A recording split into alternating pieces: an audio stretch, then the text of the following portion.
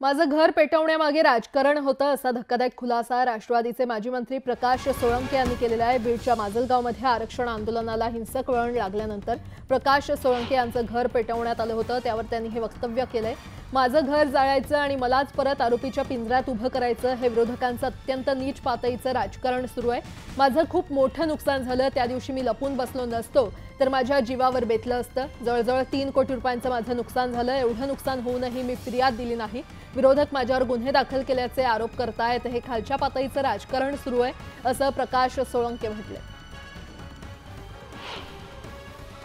माझं एवढं नुकसान झालं, माझ्या जीवावर बेतलं असतं, मी लपून बसल्यामुळं मी वाचलो। जवळजवळ 3 कोटी रुपयाचं माझं नुकसान झालं। आता एवढं नुकसान होऊनही मी फिर्याद दिलेली नाही।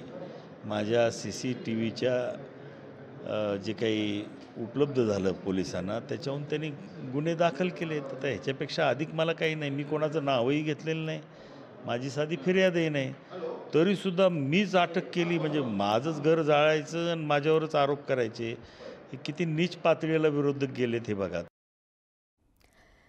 कन्नड विधानसभा मतदारसंघात आम्ही मोठी मेहनत घेऊन विकास कामं केली आहेत, मात्र भाजपनं ऐनवेळी बाहेरून उमेदवार आयात करून निवडणुकीच्या रिंगणात उभा केला। भाजपचे नेते रावसाहेब दानवे यांचा चेहरा असलेला उमेदवार आम्ही पाडणार, भोकरदनचं पार्सल भोकरदनला पाठवणार असा इशारा केतन काझे यांनी दिलेला आहे। त्यांच्या या वक्तव्यानं मतदारसंघात एकच खळबळ उडाली आहे की रावसाहेब दानवेंचा चेहरा असलेला उमेदवार आम्हाला या विधानसभेत पाडायचा आहे आणि एकनाथ शिंदेंचा चेहरा असलेला एखादा उमेदवार नव्याने का होईना जो येईल त्याला आम्ही एकनाथ शिंदे साहेबांचा चेहरा देण्याचा प्रयत्न करतोय। मला वाटतं माझे सगळे शिवसैनिक 20 तारखेला हे या मतदान रूपी हे सगळं दाखवून देणार आहे की जो आयात केलेला उमेदवार आहे हा भारतीय जनता पार्टीने आमच्याकडे दिला, त्याला आम्ही भोकरदनचा उमेदवार हा भोकरदनला पार्सल करून पाठवल्याशिवाय आम्ही राहणार नाही, असं आमच्या सगळ्या शिवसैनिकांचं एकमत झालेलं आहे।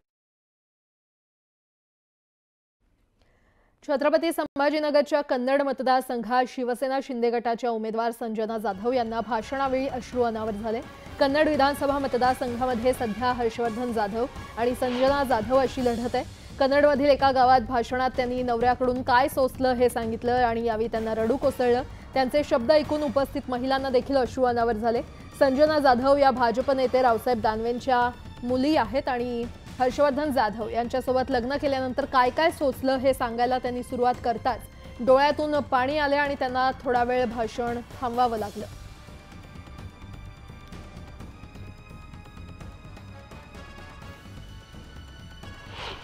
मी माझ्या वडिलांवर वाटेल ते या ठिकाणी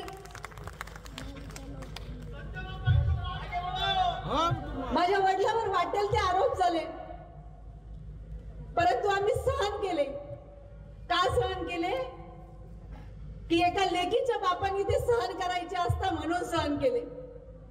एका मुलाचा बाप जरा असता तर तो या ठिकाणी रस्त्यावर उतरला असता, परंतु एका मुलीचा बाप आहे आणि एका मुलीचा बाप त्या ठिकाणी याच्यामुळे शांत बसला की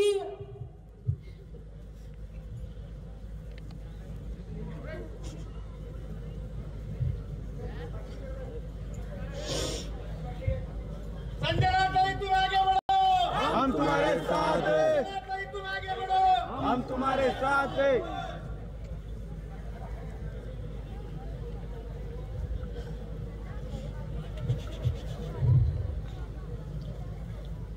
एका मुलीचा बाप त्या ठिकाणी याच्यासाठी शांत बसला की आपली मुलगी तिथून नांदतीये।